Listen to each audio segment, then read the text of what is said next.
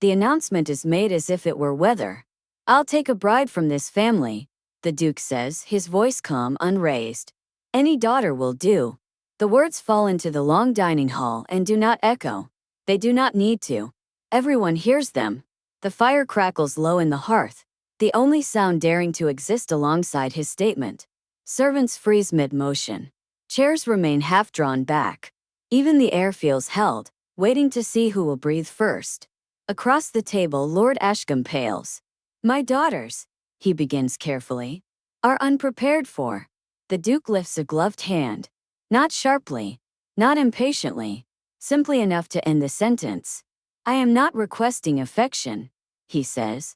"I am resolving a matter." His dark coat is cut with old precision, the kind that speaks of inheritance rather than fashion. Everything about him suggests permanence, decisions that do not require revision. "I will marry into this house," he continues. "Tonight, if necessary." Silence presses harder. Ashcombe's wife grips her napkin too tightly. The elder daughters, Eliza and Margaret, sit rigid, faces carefully composed. They have been prepared for advantageous matches, for negotiations and dowries, but not for this. Not for the suddenness. Not for the Duke of Ravensmere sitting at their table as if he owns it. "I'll allow a moment," the Duke adds, "so you may decide which of them is suitable." The word "allow" settles like a sentence rather than a courtesy. Chairs scrape. Murmurs break loose in controlled fragments. The family retreats into whispered urgency.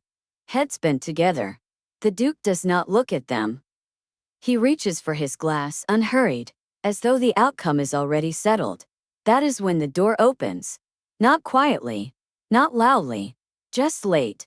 Footsteps cross the threshold, hesitant for half a second before continuing. Everyone turns. The youngest daughter stands in the doorway, breathless, cheeks flushed from the cold. Her cloak is still fastened, dark curls escaping their pins. She has clearly come from outside, unaware or unprepared for the moment she has walked into. "I'm sorry," she says instinctively, voice soft but clear. "The road from the chapel was." She stops. The room is not arranged as she left it. All eyes are on her now. Her mother's sharp intake of breath. Her sister's stunned stillness. Her father's expression. Something between alarm and calculation. The Duke turns last. Slowly, deliberately. His gaze lands on her and does not move. "Who is this?" he asks. Ashcombe clears his throat. "My youngest. Clara." The Duke studies her as though she is an answer he did not realize he was waiting for. "You weren't present," he says. "I wasn't summoned," Clara replies before thinking better of it. A flicker of something unreadable crosses his face. "No," he agrees. "You weren't." The fire pops. The silence deepens. "You may join us," the Duke says. It is not phrased as permission. Clara hesitates, then crosses the room. Each step feels louder than the last. She takes the only remaining chair, heart pounding, aware of the shift in the air as she settles. "You've arrived at an inconvenient moment," her mother murmurs under her breath. Clara does not look away from the Duke. "So I've noticed," she replies quietly.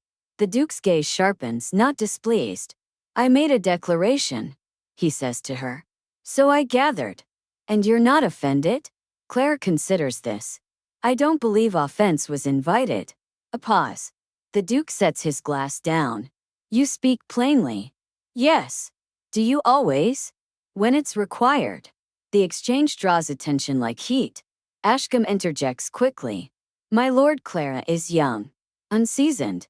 She was not considered." "She is now," the Duke says. The words strike harder than any raised voice. Clara's breath catches. "You said any daughter," she says slowly. "Yes." "You didn't specify eldest."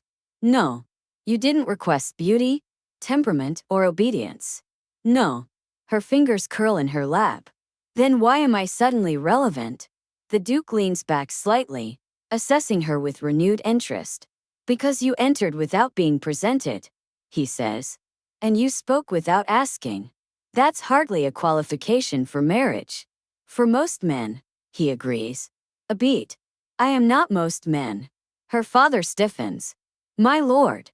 "I will speak with her," the Duke says, eyes never leaving Clara. "Alone." The room erupts in quiet protest. Her mother rises halfway from her seat. Her sisters exchange sharp glances. Clara stands before anyone can stop her. "I'll go," she says. "You don't have to," her mother begins. "Yes," the Duke says at the same time. She does. The corridor beyond the dining hall is cooler, darker. The Duke walks beside her, not close enough to touch, but near enough that she feels the gravity of him. "You're not frightened," he observes. "I am," she replies. "I'm simply not yielding to it." "That restraint," he says, "is rare." They stop near a tall window overlooking the frost-dimmed grounds. "I need a wife," the Duke says. "Not companionship. Not romance." Clara meets his gaze. "Then why choose from daughters at all?" "Because alliances leave fewer questions unanswered." "And me." He considers her. "You would not disappear into the role," he says. "You would occupy it." "That sounds dangerous." "Yes." A long silence stretches between them. "If I refuse," Clara asks, "what happens?" "I choose another," he replies simply. "And if I accept? Then the matter ends tonight." Her heart pounds.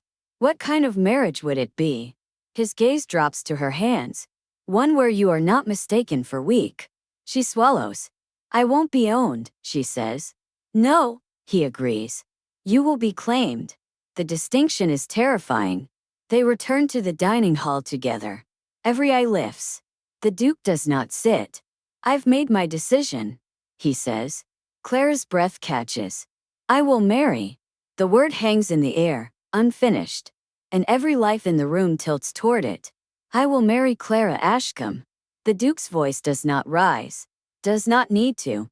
The name lands like a dropped plate, sharp, final, impossible to ignore. For a moment no one moves. Then her mother gasps. One of her sisters stiffens, lips parting in protest before thought catches up. Her father remains frozen, caught between relief and calculation, already measuring what this will mean for their family name. Claire feels the room tilt. The Duke turns to her, not seeking confirmation, not asking permission, simply acknowledging. "You will have a moment," he says to the family. "Then arrangements will be made. Tonight." The word pulses through her like a second heartbeat. The private room she is taken to afterward is small by ducal standards but lavish by any other. A fire burns low. A maid helps her out of her cloak, hands trembling despite practiced movements. "Are you certain, miss?" the woman whispers. Clara does not answer immediately. She stands alone once the door closes, staring at her reflection in the mirror. She looks the same as she did this morning. Dark hair, steady eyes, but something behind her gaze has shifted. She was not chosen because she was eager. She was chosen because she was unyielding. A knock comes. The Duke enters without ceremony. "You may still refuse," he says. Clara turns to face him. "You would accept that?" "Yes." "And my family?" "They would adapt." "And you?" He considers her carefully. "I would select another solution." The fact that he does not pretend it would be painless steadies her. "Why me?" she asks again. "Truly." He steps closer, not close enough to touch, but near enough that she feels the gravity of him. "Because you were not offered," he says. "You arrived." She exhales slowly. "If I agree," she says, "this will not be a cage." "No," he replies. "It will be a position." "And what is required of me?" "Presence," he says. "Honesty. And the understanding that once my name is attached to yours, the world will treat you differently." She meets his gaze. "Will you?" "Yes." The word is immediate. She nods once. "Then I accept." Something shifts, not in the room but in him. Not triumph. Not relief. Resolve. The ceremony is small by necessity, not secrecy. A minister is summoned. Papers are drawn. Witnesses chosen. The Duke insists on no spectacle, no delay. Clara's family watches in stunned silence as events move too quickly for argument. She changes into a simple ivory gown. No jewels. No display. The Duke wears black as he always does. When they stand before the minister, Clara's hands tremble, until the Duke offers his arm. Not possessively. Not performatively. Steadily. She takes it. The vows are spoken. clear, legal, binding. When the minister declares them husband and wife, the Duke inclines his head to her, not as an owner, but as an equal recognized. He does not kiss her. That restraint says more than any claim could. By morning, the estate of Ravensmere receives its duchess. Carriages arrive. Staff adjusts. The household reorganizes itself around the new certainty. Clara moves through it all in a strange calm, as though she has stepped into a role she has been rehearsing without knowing it. The Duke walks beside her, not guiding, not directing, allowing. In his study he pours tea himself. You may change nothing, he tells her. Or everything. And if I choose poorly, she asks. Then we adjust, he says. Power is not the absence of error. It is the ability to correct. She studies him. You never intended to take one of my sisters. No. Then why say any daughter would do? Because truth spoken too early is resisted, he replies. Ambiguity invites revelation. And I revealed myself. Yes. She nods slowly. Days pass. The marriage settles into reality. Not romantic, not cold. Intentional. He does not touch her without invitation. He does not speak for her unless asked. Yet the world shifts instantly around her. Visitors defer. Whispers stop when she enters a room. Men who once looked through her now look away. She understands. Protection to him was never a feeling. It was an infrastructure. One evening, she joins him on the terrace overlooking the grounds. You don't regret it, she says. No. Not even a little? He considers. Regret is wasted energy. And satisfaction? A pause. Yes. She exhales, surprised by the warmth that word brings. What happens now? She asks. Now, he says. You learn the extent of what you've claimed. She turns to him. Claimed. My name, he replies. My authority. My enemies. And you. I gain a duchess who does not bend, he says. Which is rarer than affection. She smiles faintly. Will we ever be more? She asks quietly. He looks at her then, not with calculation, not with distance. With time, he says. If you wish it. She nods. I do. He reaches out then finally and takes her hand.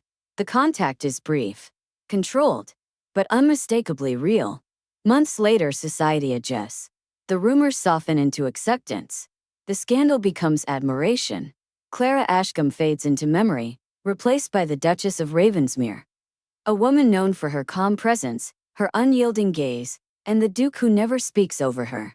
One night, as they stand together at a gathering, someone whispers that she must have been carefully chosen. Clara meets her husband's eyes across the room. She knows the truth. She was not chosen because she fit. She was chosen because she did not. And the Duke, who once said any daughter would do, has never corrected anyone again, because the one who walked in late was the only one who could have stood beside him.